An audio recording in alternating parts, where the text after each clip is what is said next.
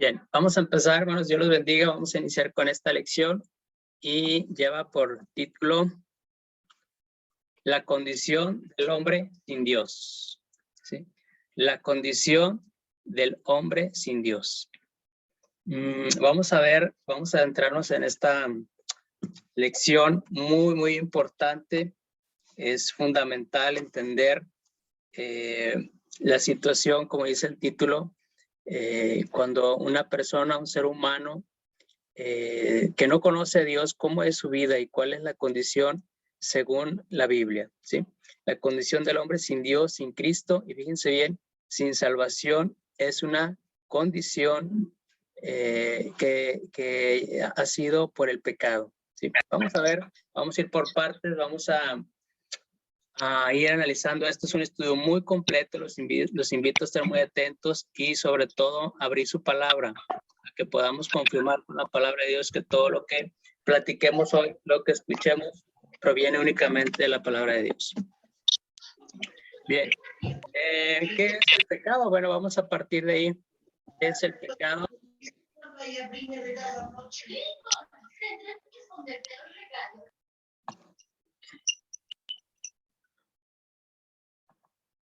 Ahí está. ¿Qué es el pecado? ¿Sí? Y este verso lo encierra absolutamente todo en una plenitud. Dice 1 Juan 3:4, dice, todo aquel que comete pecado infringe también la ley. Pues el pecado es infracción de la ley.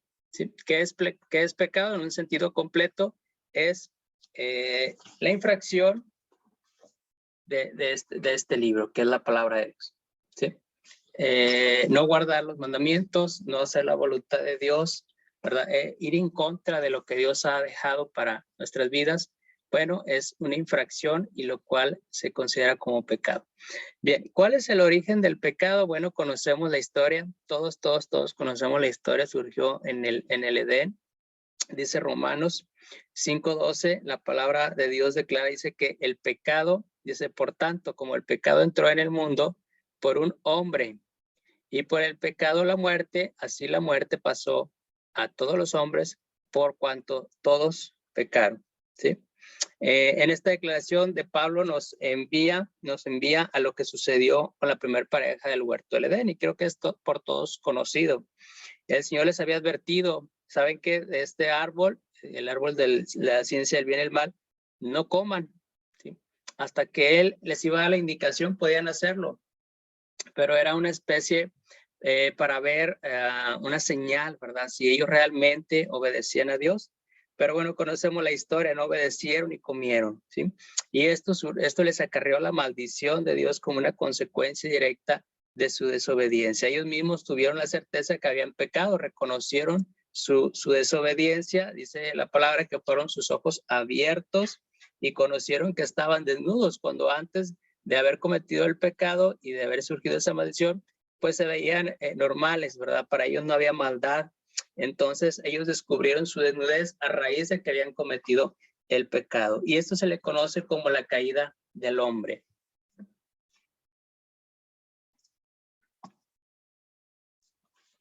Bien, consecuencias de la caída del hombre. Dice el Génesis 6:5, dice, y vio Dios que la maldad de los hombres era mucha en la tierra, y que todo designio de los pensamientos del corazón de ellos era de continuo solamente del mal. A partir de ahí, hermanos, hubo una deterioro en absolutamente todo. ¿Sí? A partir de ahí nada fue igual. ¿Qué sucedió? Bueno, los planes de Dios para el hombre tuvieron que tener una pausa, ¿sí? A partir de esta situación que había surgido con la desobediencia de Adán y Eva. Pero fíjense bien, ¿cuál es la consecuencia de la caída del hombre? Dice el profeta Isaías 59:2. Y esto es algo terrible para toda la humanidad. Dice, pero las maldades de ustedes se han convertido en barreras entre ustedes y Dios. Los pecados de ustedes han hecho que Él se oculte y no los escuche. ¿Sí? A veces cuando vamos a hacer una oración en alguna necesidad, en algún problema muy grande que tenemos, ¿verdad?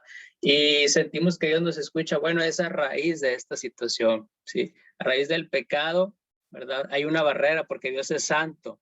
Entonces, sin un arrepentimiento es imposible que nosotros tengamos esa comunión, ese acercamiento con Dios, ¿sí? Entonces es una consecuencia terrible para el hombre. Vamos al carácter universal del pecado. Y el origen del pecado se centra en la caída del hombre, como ya platicamos, y como todos los seres humanos pecamos, dice Romanos 3:23, dice, por cuanto todos pecaron, ¿sí? Absolutamente todos pecaron. ¿Y qué sucede a raíz de esto? Bueno, están destituidos de la gloria de Dios, ¿sí? Por cuanto todos pecamos, entonces el pecado se hizo universal, pasó a todos los hombres. El pecado es una condición inherente que se encuentra en la esencia misma, en la naturaleza del pecado. Fíjense bien, vamos a ir entendiendo esto. Por el solo hecho de ser humanos, de haber nacido en esa condición, se encuentra el pecado en cada uno de nosotros. Pues el pecado, fíjense bien, no es solo una naturaleza pecaminosa, sino una terrible condición presente en cada ser humano. ¿Sí? Dice Romanos 7:19-20, dice Pablo hablando en esta carta, dice, porque no hago el bien que quiero, dice, sino el mal que no hago. Y si hago lo que no quiero, dice, ya no lo hago yo, sino el pecado que mora en mí. Denme un segundo, si alguien pudiera desactivar su micrófono.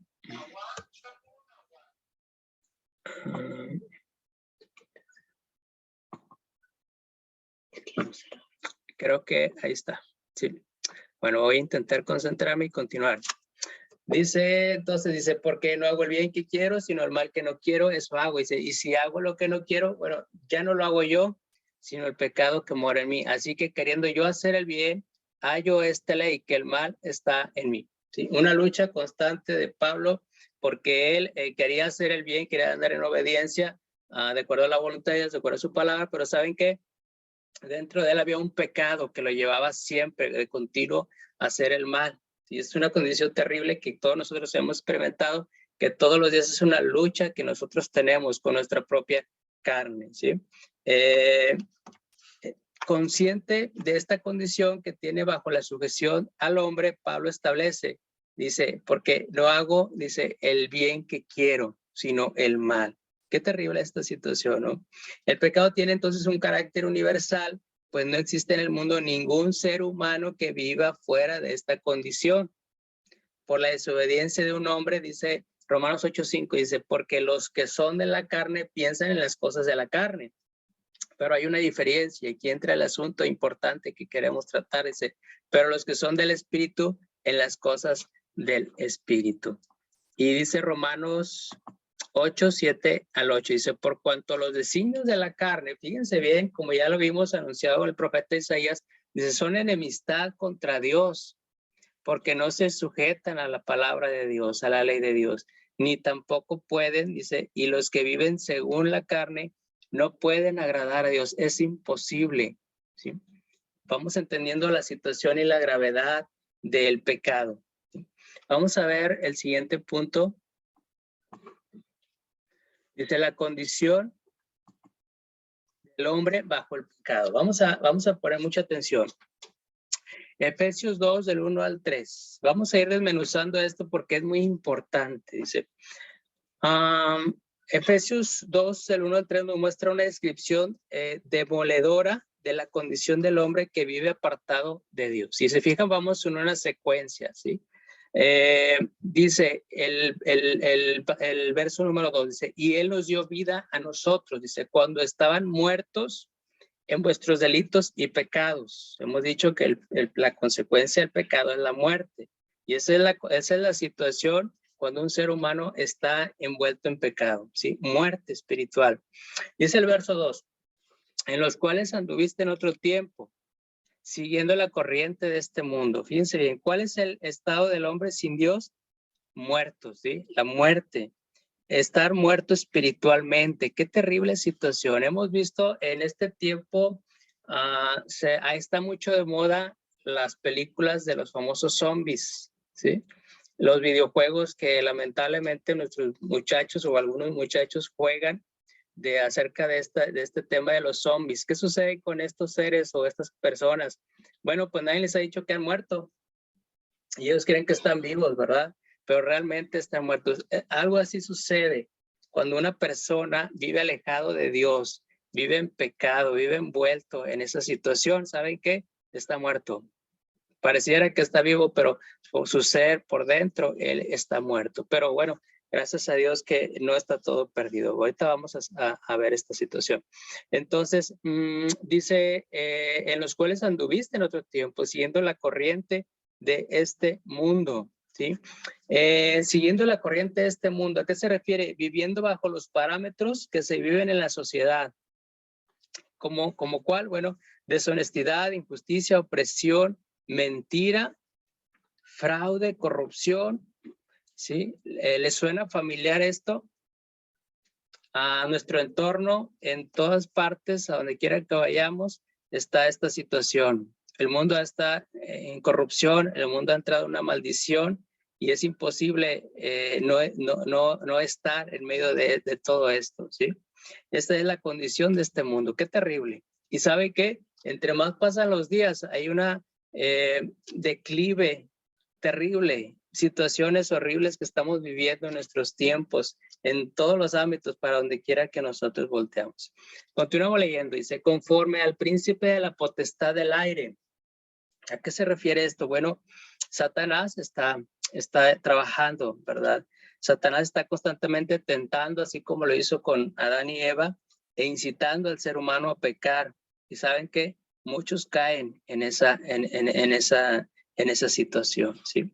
Y dice el siguiente verso, dice, el espíritu que ahora opera en los hijos de desobediencia, entre los cuales también nosotros vivimos en otro tiempo, con los deseos de nuestra carne. ¿Qué es esto? Bueno, esos apetitos desordenados que surgen de nuestro propio cuerpo, como es el adulterio, el alcoholismo, la drogadicción y bueno, todos los vicios que nosotros conocemos. Son los deseos de la carne que nos llevan a estar en esta situación de decadencia, en esta situación terrible.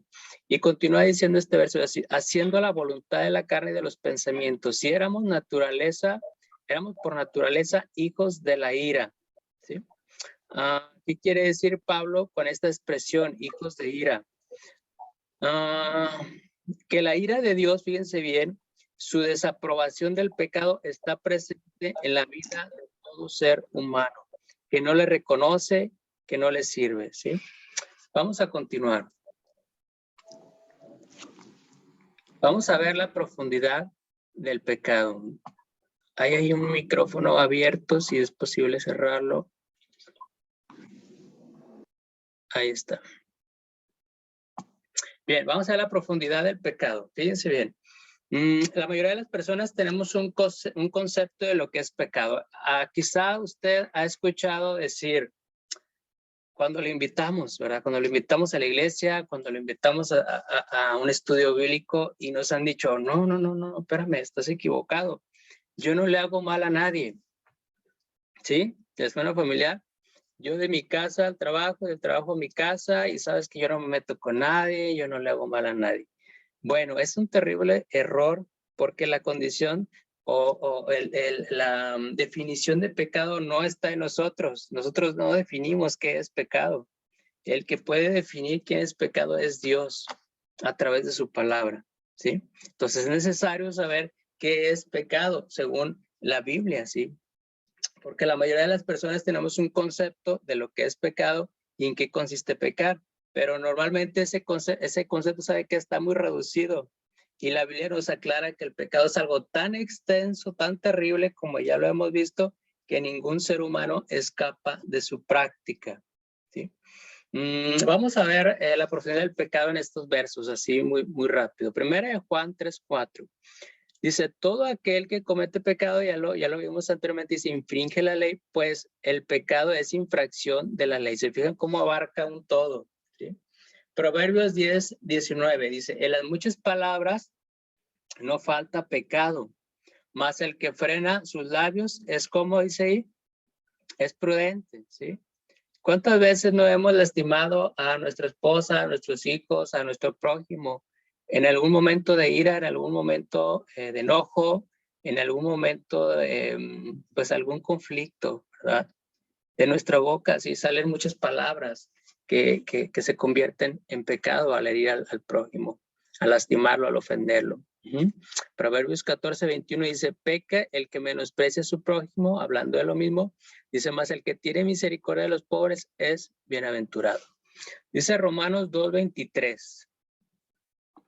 Dice, están orgullosos de tener la Biblia, fíjense bien, pero no la obedecen. Y son una vergüenza para Dios. Palabras fuertes, se escucha muy fuerte, ¿verdad? Bueno, pero la palabra es muy clara y es muy directa y es necesario a veces. Podemos conocer la palabra al revés y al derecho, pero ¿saben qué?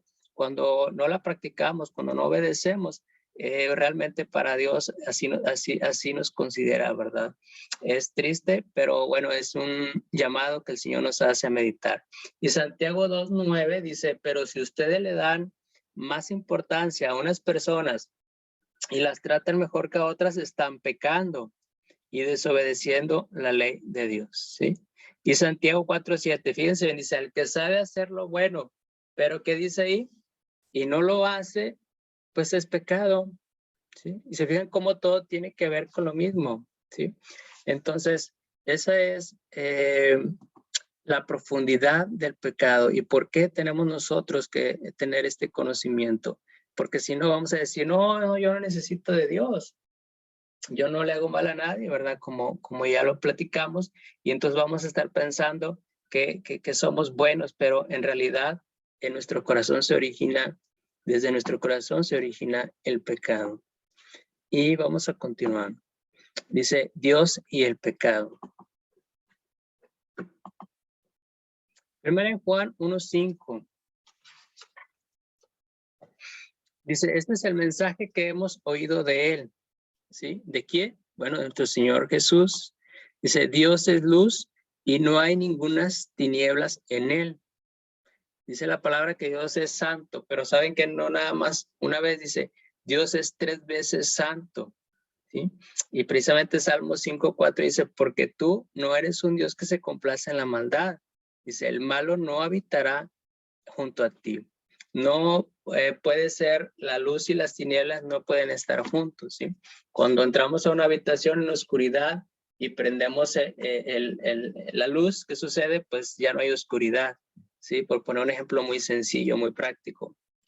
Dice el profeta Ezequiel, verso 18, capítulo 18, 32, dice, porque no quiero la muerte del que muere, ¿sí? Fíjense, cuán grande es el amor de Dios. Dice, porque no quiero la muerte del que muere, dice el Señor.